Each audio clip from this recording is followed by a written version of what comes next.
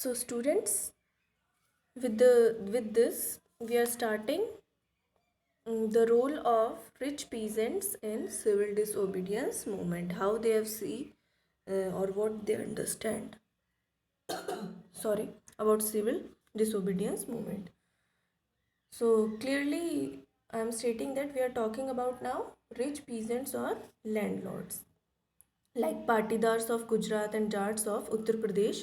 These people were active in the movement, and although they were producing commercial crops, they were very hard hit by the trade depression and the falling prices. हमने पढ़ा था 1926-1930 के बीच में जो depression आया world wide level पर, मंदी आई, उसकी वजह से इनको प्रॉपर प्राइजेस नहीं मिल पाए कैश क्रॉप्स के, कमर्शियल क्रॉप्स के, ठीक है, and there income disappeared.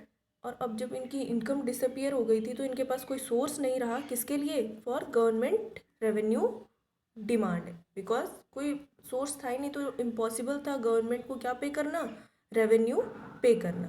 Now next thing is that as the refusal of the government to reduce the revenue demand led to widespread resentment, और इसकी वजह से अब जो गवर्नमेंट ने क्या कर दिया, रिफ्यूज़ कर दिया कि वो कोई रेवेन्यू में डिक्रीज़ या रिड्यूस नहीं करेंगी, तो इसकी वजह से बहुत ज़्यादा डिस्टर्बेंस क्रिएट हुआ। And high these peasants became enthusiastic, और इसी वजह से ये सारे जो पीजेंट्स थे ये किसके सपोर्टर्स बन गए? सिविल डिसोबीडियंस मूवमेंट के। And they started organising their communities and at times forcing reluctant members to participate in the boycott programs, और कई बार फोर्स करने लगे जो लोग नहीं चाहते थे पार्टिसिपेट करना, उनको बाइकॉट प्रोग्राम्स में पार्टिसिपेट करने के लिए। And for these people rich landlords, for these people rich peasants community, इनके लिए swaraj was the struggle against high revenue. This thing should be very clear to you. ये क्या समझ रहे थे? स्वराज क्या है? हमारी जो प्रॉब्लम क्या है? हाई रेवेन्यू के अगेंस्ट में स्ट्रगल करना। This is the meaning of Swaraj they understood, and they were deeply disappointed when the movement was called off in 1931। और इनको बहुत बुरा लगा था जब 1931 में गांधी जी ने वो इरविन पैक्ट की वजह से और वॉयलेंस की वजह से क्या कर दिया था, मूवमेंट को स्टॉप कर दिया था विदाउट, और रेवेन्यू रेट्स को भी उस टाइम में रिड्यूस नहीं करवाया गया था इसलिए। जब इसको रीलॉन्च किया गया 1932 में, इस वजह से थोड़ा नाराज़ थे, and many of these people refuse to participate also. तो what you have to remember when you will write the answer, in countryside, rural areas, rich peasants and communities were there, like the Patidars of Gujarat and Jats of Uttar Pradesh. These people were active in the movement, and these were very much hit by the fall, or we can say fall of prices or depression that took place in worldwide. And although they were producers of commercial crops, but they were not having any income due to the depression period, and Britishers were not ready to reduce the revenue charges, and due to this these peasants strongly participated in the civil disobedience movement, and they also forced the people who were not interested to participate in boycott programs. And for these people the Swaraj was struggle against the high revenue, but they were disappointed because in 1931 revenue rates were not decreased, and civil disobedience movement was called off by Gandhiji. So now when it was relaunched by Gandhiji, many of these were refused for participation. This is now complete about the rich peasants. Now we will talk about the poor peasantry class.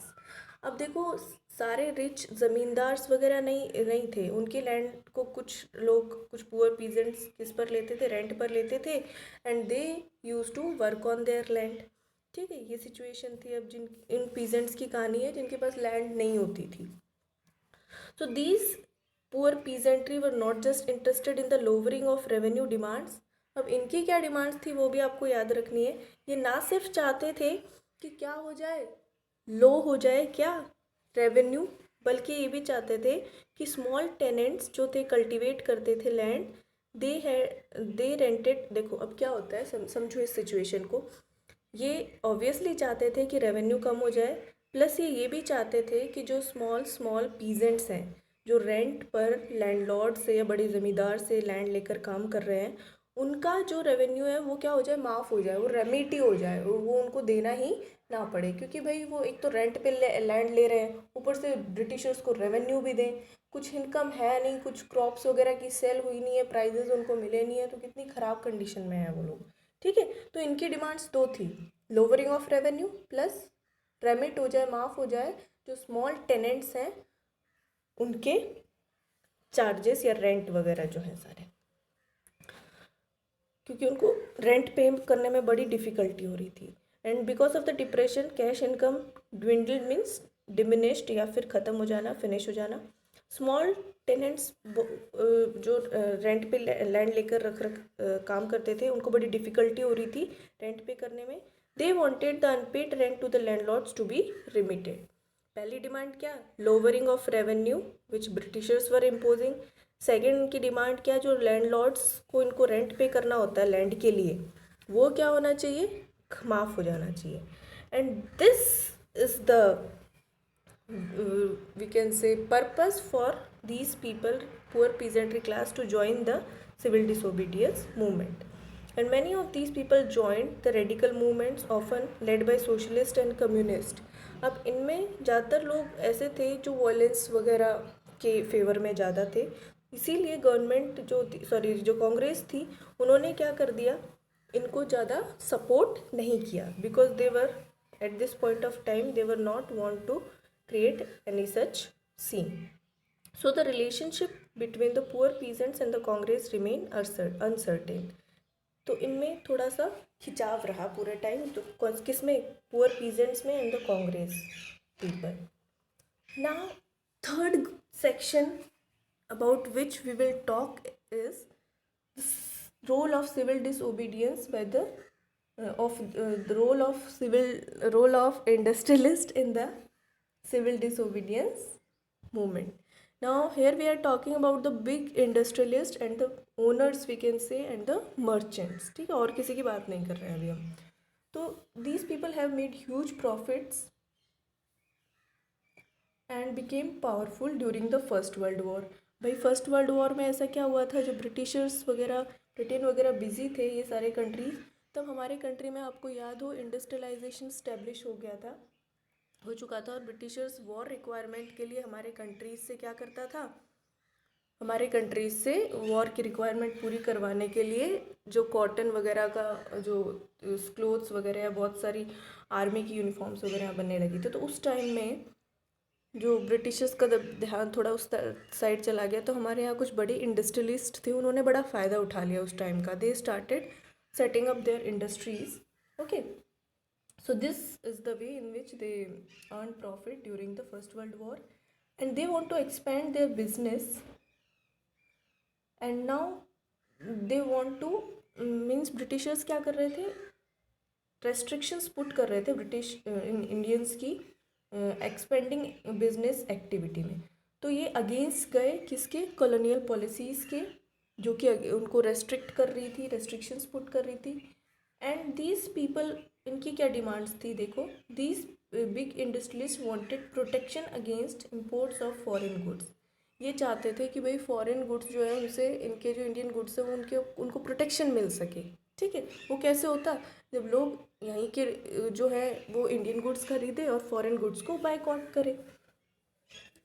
Now to organise business interest, अब इन सब ने business का फ़ायदा देखते हुए क्या organise किया, एक एसोसिएशन बनाया, Indian industrial and commercial Congress in 1920. और 1927 में बनाया federation of Indian chamber of commerce and industries. And the leaders, the industrialist who played a big role here were G.D. Birla and Purushottam Thakurdas. These industrialists attacked colonial control over the Indian economy. इन्होंने क्या कर दिया, जो सिर्फ economy Britishers के हाथ में थी उसको थोड़ा रिड्यूस किया आगे आकर, और सपोर्ट किया किसमें, सिविल डिसोबीडियंस में, when it was first launch.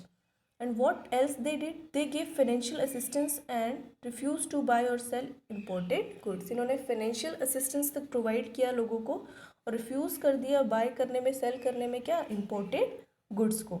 Means अगर बात करें कि rich या businessman class ने स्वराज को वो ऐसे समझा कि when colonial restrictions on business would no longer exist and trade industry would flourish without any constraint.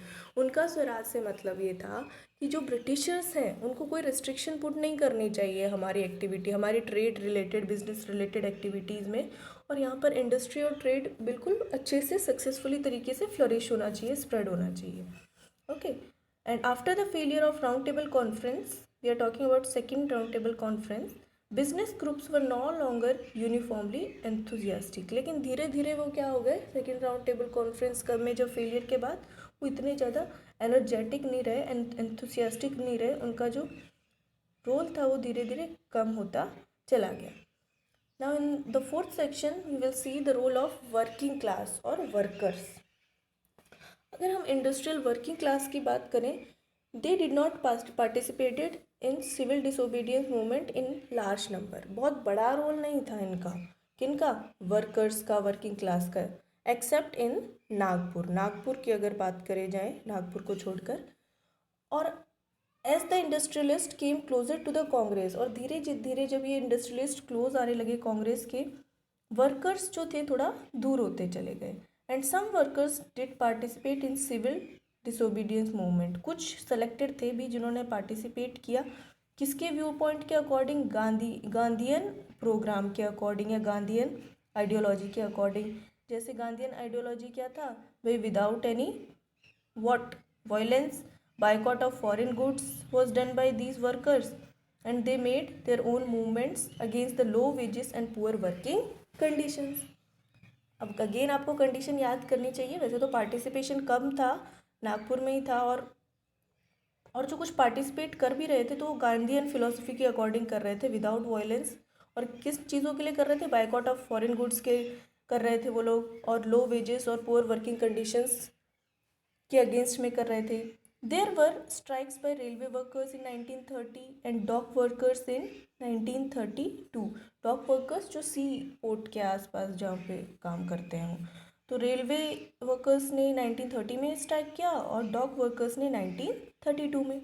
और इन 1932 thousands ऑफ वर्कर्स इन छोटा Nagpur tin mine wore Gandhi cap and participated in protest rallies and boycott campaign. और 1930 में और क्या हुआ, जो workers थे छोटा नागपुर टिन माइन में, उन्होंने गांधी कैप पहनी और वो क्या करने लगे, पार्टिसिपेट करने लगे, प्रोटेस्ट रैलीज करने लगे, बाइकॉट कैंपेन स्टार्ट किया. बट जो कांग्रेस थी वो वर्कर्स की डिमांड को लेकर इतना ज़्यादा एक तरह से सपोर्टिव नहीं थी, was not paying any attention, and it felt that this would एलिनेट industrialist and divide the anti imperial forces. उनको लगता था अगर इन पर ज़्यादा ध्यान देने लगे तो जो हमारे साथ में जो सपोर्ट है इंडस्ट्रियलिस्ट का, ठीक है, वो कम हो जाएगा, उसको डिवीजन मिल जाएगा.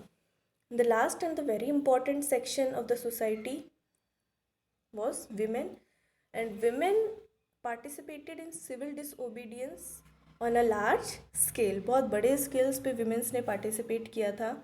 अगर हम बात करें during the Gandhi ji salt march, thousands of womens left their homes to listen him. Okay, बहुत उनकी बातें सुनते थे. And womens also participated in protest march, salt manufacturing and boycott of foreign goods.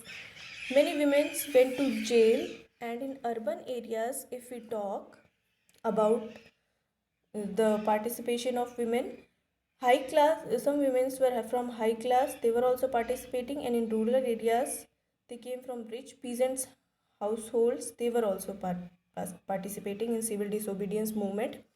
And moved by the Gandhi's call, they began to see service to the nation as a sacred duty of women. और उन्हें ये लगने लगा कि अपने देश की सेवा सबसे पवित्र काम है विमेंस का. And this increased public role did not necessarily mean any radical change in the way the position women was visualized. और अगर बात करें तो गांधी जी ये मानते थे कि duty of women to look after home or and be good mothers and good wives.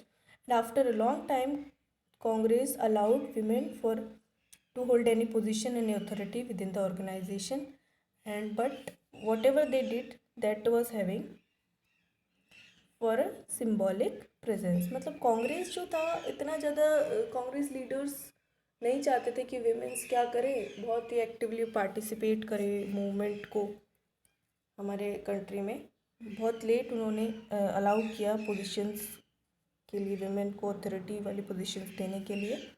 But whatever they did in civil disobedience movement was a symbolic presence. So dear students, revise the topic well.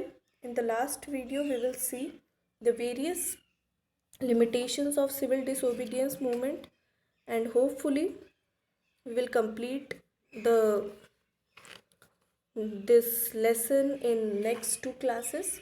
So revise the topic well, as this topic is very important from exam point of view. Do all the questions, make notes of this topic properly. Thank you.